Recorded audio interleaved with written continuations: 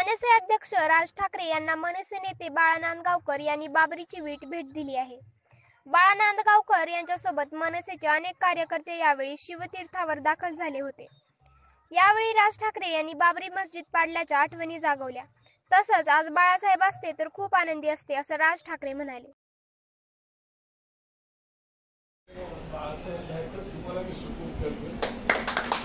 महाराष्ट्र नवनिर्माण सेनेचा जय श्रीराम।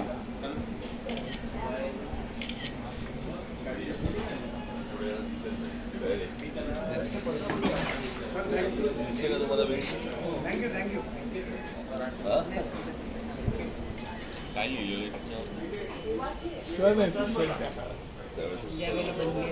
तुम्हाला मी देतो मी हातामध्ये ते ज्या वेळेला बाबरीचा ढाचा ज्यावेळेला पाडला गेला त्यावेळेला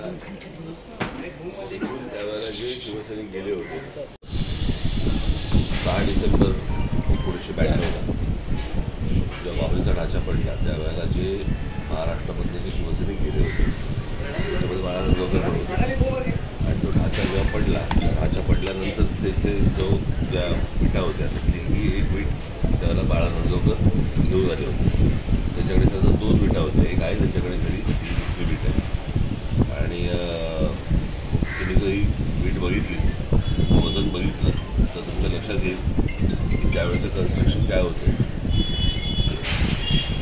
का चांगलं होतं कन्स्ट्रक्शन विचारा, कारण टेंडर्स निघायचे नाही।